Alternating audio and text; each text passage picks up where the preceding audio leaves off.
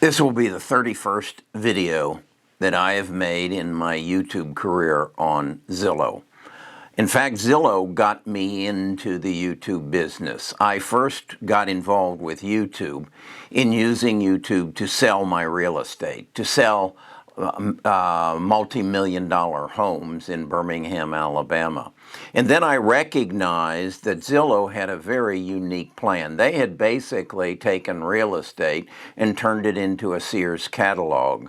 And that was to say that I could go on Zillow and go to any city that I wanted to and find the house that I wanted. In fact, it got to the point that there was a phrase that said that 90% of all first showings of homes, the first introduction to a home, occurred on Zillow across the United States, and they were moving aggressively into Canada.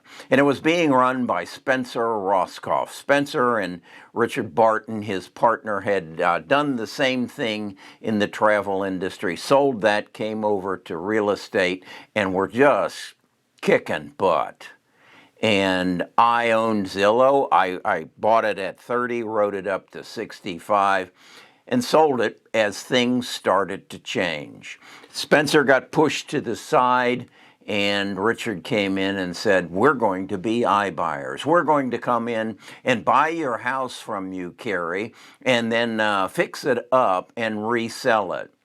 Wait a second, I've been in the construction business for years, and the worst thing you can get involved with is subcontractors because you can't control them.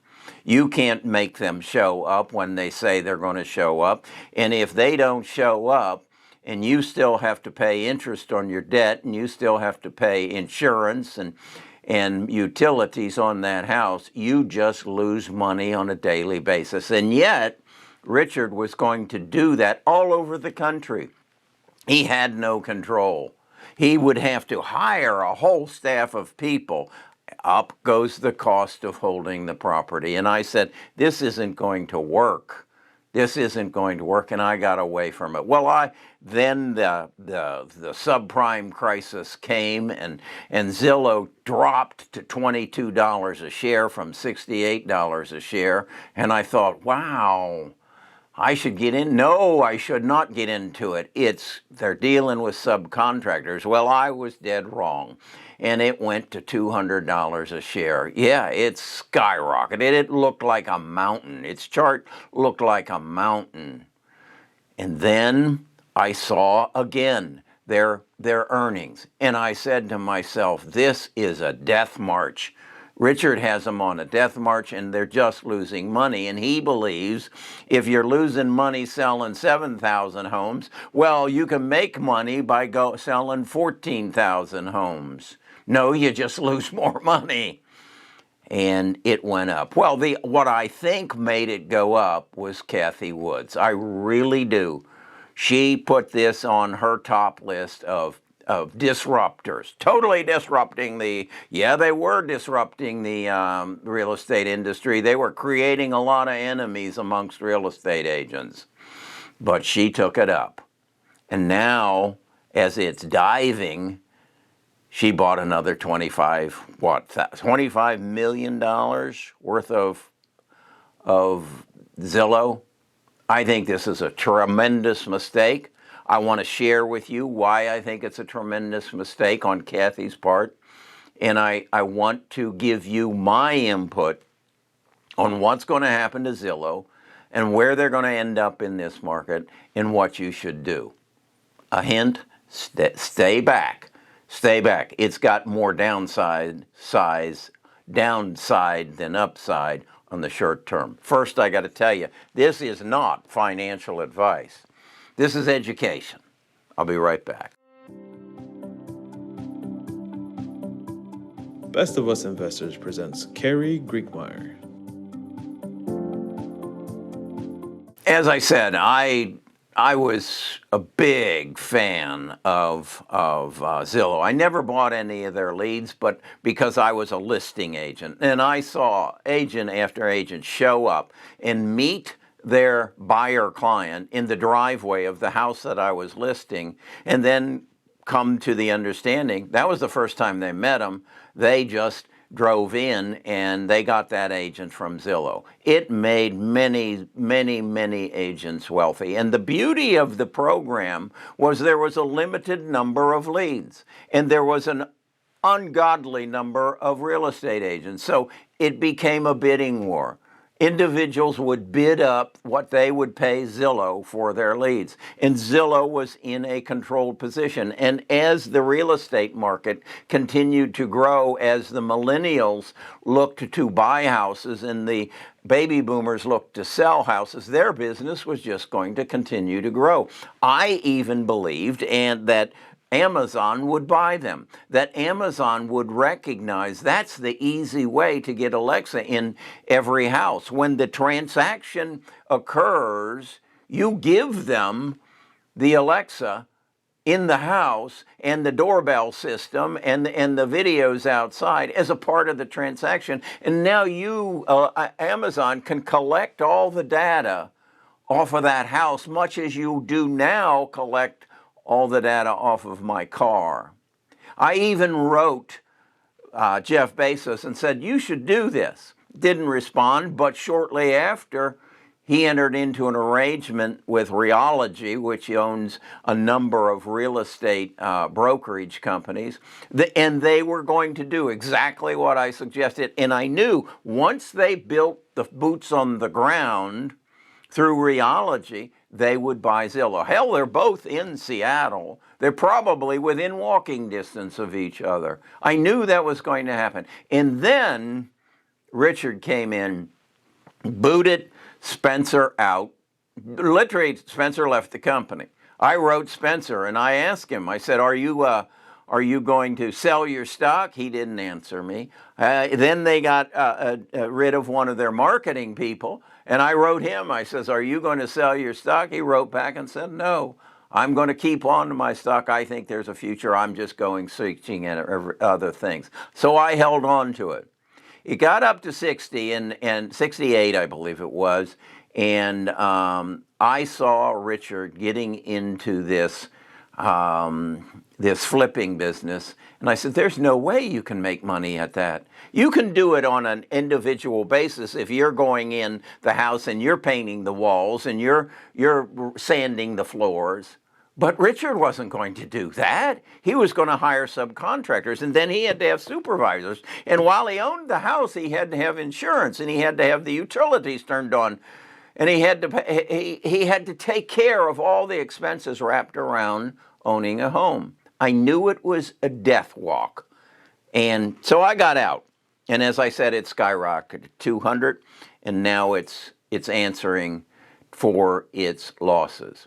I want you to, there's a young man who follows the real estate industry, and any agent who is really interested in where the real estate agency subscribes to his newsletter. His name is Mike DiPetri. He's a really sharp young man. He sent me an email yesterday about the Zillow situation, and I think he covered it very, very well. So I want to share that email with you right here. This is an email I received from Mike DiPetri. He is a leading authority in my estimation on real estate. I'm a real estate agent, so I received this earlier today. And it does a wonderful job of running down exactly what Zillow got involved in and how they lost control of their iBuyer growth. As you can see, this gives you a track of the number of homes that they bought. And you can see they started going crazy as soon as the pandemic occurred.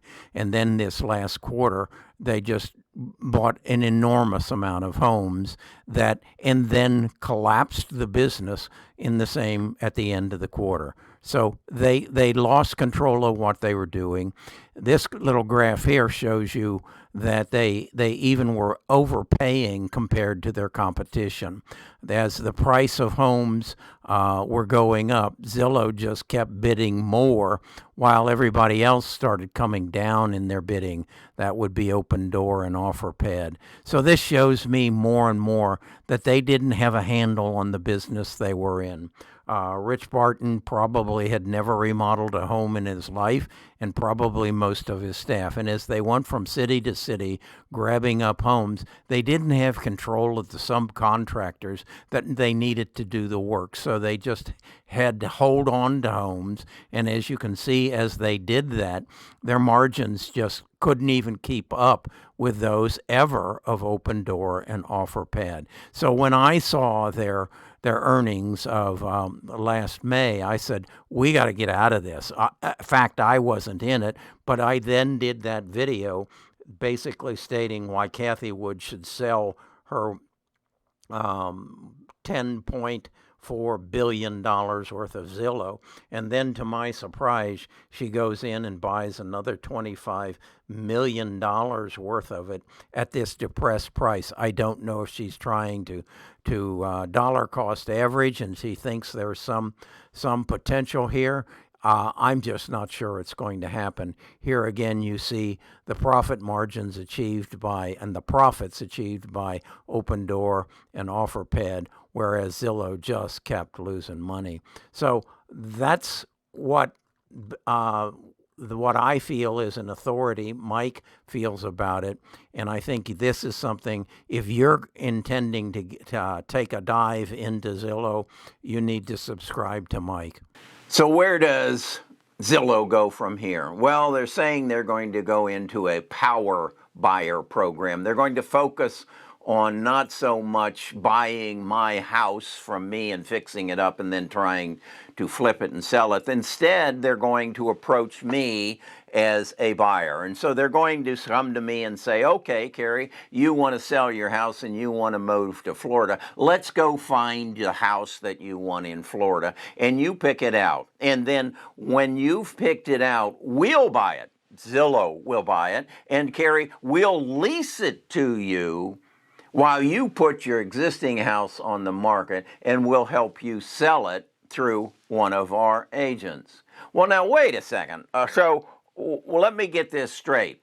I'm going to lease a house in Florida while I continue to own the house here in Birmingham, and let's assume I have a mortgage on it, and so I got to continue to make the mortgage payment and to keep the utilities paid and the insurance paid, as well as lease a house from you. Are you coming in, Zillow, and picking up one of these bundles of money? And how is that going to work? I think they're going down the same path they just went down. You can't ignore the cost of owning property. You can't ignore it. Now, they are saying, yeah, but once we lease that house to you, Carrie, when you sell your house, we're going to handle the financing. Yes, Zillow has a banking arm, and they'll probably pick up a insurance arm, and they'll want to sell me my property insurance. Well, wait a second. I already have a relationship with a property insurance company. That may or that may not happen. And then where does the 3 million, 4 million real estate agents in this country fit into this equation? Are you going to alienate them even more? Are you going to ignore the business that has gotten you here, the selling of leads? Is that something you're going to push to the side and try to reinvent the flipping business just with a little different? No. It just, you can't build the infrastructure around the country to support that. You just can't, because there's too much cost involved, and you're competing with the guy who's been doing it his way for many years. First of all, you learned that in the flipping business. You can't compete with Johnny Contractor, who already has his subs, and he does the painting, and his wife does the decorating. You can't compete with them. You've proven that. In fact, now you're flooding the market. You're actually taking 7,000 homes that you own, and you're selling them to hedge funds, and they're going to turn them into rental property and screw up the market even more.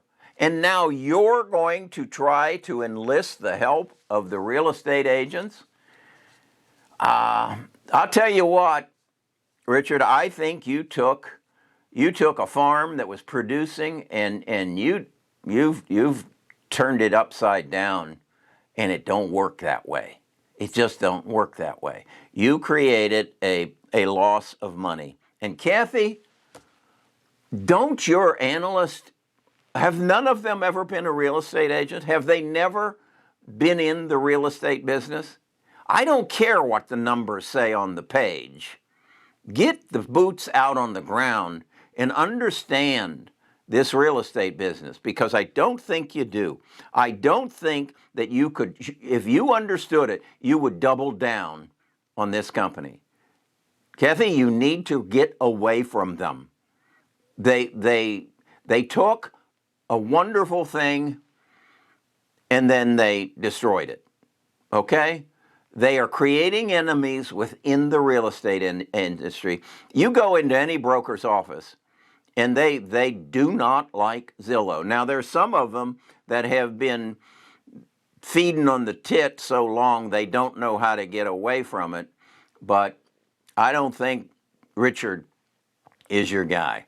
Before I go, I want to show you the chart that I created on TradingViews for Zillow. And I think you can see in there that this is a mountain on both sides. In fact, it's up 4% today. I don't see why.